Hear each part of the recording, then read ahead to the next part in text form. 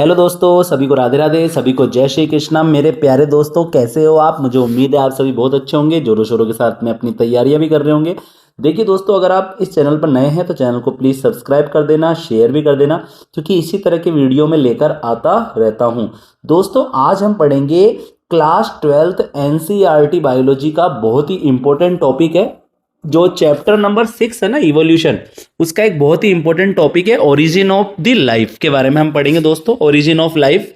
तो आपको पता है दोस्तों, जो अर्थ का जो ओरिजिन था ना, वो 4.5 बिलियन ईयर अगो पहले हुआ था। बिलियन ईयर अगो पहले अर्थ का हमारा ओरिजिन हुआ था मिल्की वे गैलेक्सी के अंदर, लगभग 450 करोड़ ईयर अगो पहले, या हम कह सकते हैं 4.5 बिलियन ईयर अगो पहले लाइफ हमारी अर्थ का ओरिजिन हुआ था दोस्तों।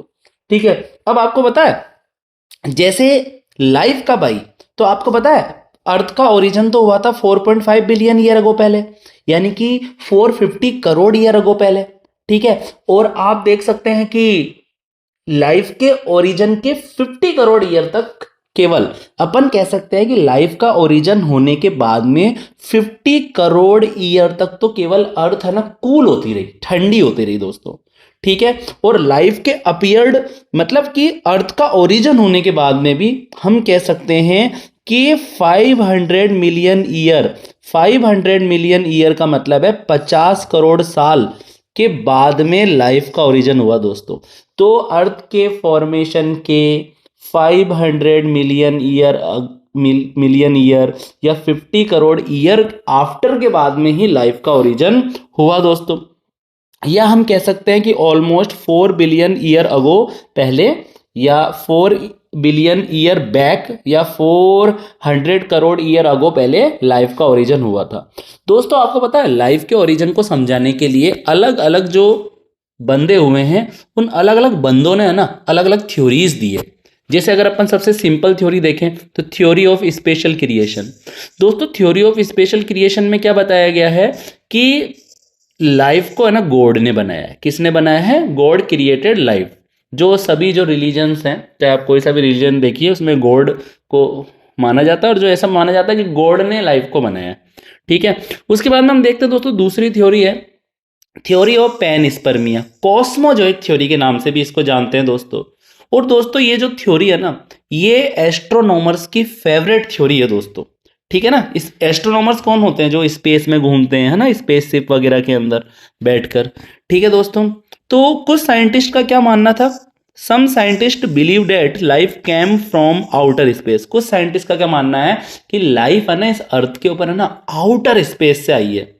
कुछ ग्रीक थिंकर्स का क्या मानना था कि लाइफ है ना स्पोर्स की फॉर्म में पाई जाती है, और ये स्पोर्स है ना, इन स्पोर्स को हम पैनस्पर्मिया भी कह सकते हैं। और ये जो स्पोर थे ये आउटर स्पेस से हमारी अर्थ पर आ गए, और अर्थ पर जब इन स्पोर्स को सुटेबल एनवायरनमेंट मिला, सुटेबल हैबिटेट वगैरह मिला, तो इन स्पोर्स से लाइफ का ओरिजिन हो गया दोस्तों।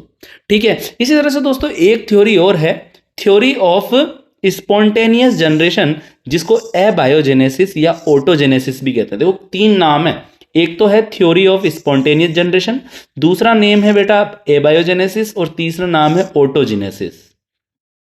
दोस्तों इस एबायोजेनेसिस, ऑटोजेनेसिस या स्पॉन्टेनियस जनरेशन थ्योरी में क्या बताया गया है कि जो लाइफ का जो ओरिजिन है ना, life originated from decaying and rotting matter, कि लाइफ का जो ओरिजिन हुआ है वो गलती हुई, डिकेइंग मतलब होता है दोस्तों सड़ती हुई, गलती हुई, डिकेइंग मतलब होता है गलती हुई, और रोटिंग मतलब सड़ती हुई चीज़ों से हुआ, कि लाइफ ओरिजिनेटेड फ्रॉम डिकेइंग मतलब गलती हुई, और रोटिंग मतलब सड़ती हुई चीज़ों से लाइफ का ओरिजिन हुआ है। जैसे कि स्ट्रो मतलब होता है जो गाय का जो सूखा चारा नहीं होता, उसको भूसा भी बोलते हैं, जो गाय भैंसों को खिलाते हैं, तो स्ट्रो से लाइफ का ओरिजिन हुआ है। कीचड़ वगैरह से लाइफ का ओरिजिन हुआ है। लेकिन दोस्तों आप देख सकते हैं एक साइंटिस्ट हुए हैं लुईस पास्चर।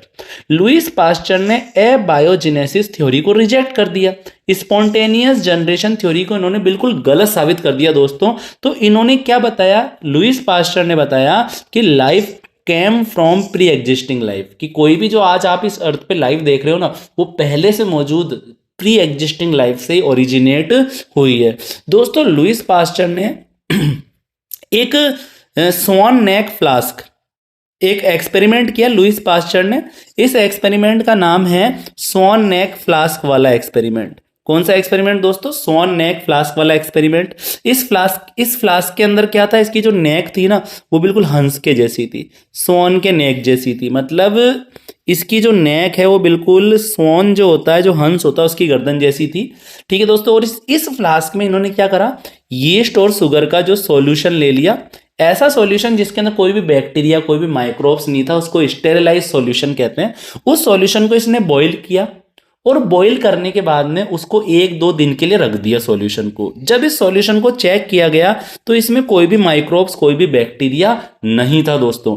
फिर इसने नेक्स्ट एक्सपेरिमेंट में क्या करा, जो इसकी नेक थी, इसकी नेक को इसने तोड़ दिया दोस्तों। यहां से देखिए, यहां पर जो ये नेक थी ना, ये वाली नेक, ये स्वॉन नेक, इस नेक को तोड़ दिया। और तोड़ने के बाद जब 1-2 घंटे बाद इसने सॉल्यूशन को चेक किया तो इसमें उसे बैक्टीरिया दिखाई दिए दोस्तों। तो इससे क्या प्रूफ हुआ कि बीकर में है ना, अंदर कभी भी बैक्टीरिया प्रोड्यूस नहीं हो सकते। माइक्रोब्स या जो बैक्टीरिया होते हैं वो केवल बाहर से ही आ सकते हैं, यानी कि लाइफ का ओरिजिन किसी दूसरी लाइफ से ही हो सकता है, लाइफ अपने आप बन नहीं सकती है।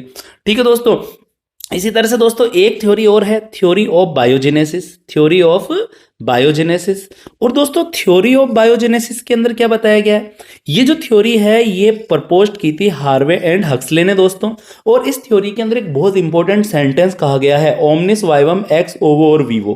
दोस्तों एक्स ओवो और वीवो, ओमनिस वाइवम एक्स ओवो और वीवो, इसका मतलब क्या होता है दोस्तों? ये उनकी कोई लैंग्वेज थी, जिस कंट्री के साइंटिस्ट थे, इंग्लिश लैंग्वेज नहीं है, ये अलग लैंग्वेज है। तो जो ये हार्वे और हक्सले ने अपनी कंट्री की लैंग्वेज में एक लाइन बोली कि ओमनिस वाइवम एक्स ओवो और वीवो। इसका मतलब क्या होता है दोस्तों कि जो न्यू लाइफ होती है ना, हमेशा new life can be originated on earth only by pre existing life, कि कोई भी नई लाइफ इस अर्थ के ऊपर प्री एग्जिस्टिंग लाइफ से ओरिजिनेट हो सकती है। कोई भी नया जीवन पुराने जीवन से ही आता है। ठीक है ना दोस्तों। और कुछ साइंटिस्ट हैं जैसे फ्रांसिस्को रेड्डी, ठीक है ना, फ्रांसिस्को रेड्डी, एक तो पुष्पा में था गुंडा रेड्डी, ये है फ्रांसिस्को रेड्डी। इसी तरह से दोस्तों लेजेरो स्प्लेंजेनी, क्या नाम है, लेजेरो स्प्लेंजेनी। इसी तरह से दोस्तों लुईस पास्चर। तो दोस्तों फ्रांसिस्को रेड्डी, लेजेरो स्प्लेंजेनी, लुईस पास्चर, ये 3 साइंटिस्ट ऐसे साइंटिस्ट हैं जिन्होंने बायोजेनेसिस थ्योरी को सपोर्ट किया है और एबायोजेनेसिस थ्योरी को डिसप्रूव कर दिया है, गलत साबित कर दिया है। तो दोस्तों अब मैं आपको जो अगला टॉपिक पढ़ाऊंगा वो मैं आपको पढ़ाऊंगा थ्योरी ऑफ केमिकल इवोल्यूशन, जिसको हम ओपेरिन-हेल्डन थ्योरी भी कहते हैं। और हम पढ़ेंगे दोस्तों experimental evidence of chemical evolution. अगर अभी मैं बताऊंगा तो वीडियो ज़्यादा लंबा हो जाएगा, बोर हो जाओगे आप लोग, और मैं नहीं चाहता कि मेरे जो स्टूडेंट हो बोर हो। चलो ठीक है, तो दोस्तों मिलते हैं अगली क्लास के अंदर। शेयर कर देना प्लीज़ और सब्सक्राइब भी कर देना। अच्छा, टेक केयर मेरे प्यारे दोस्तों।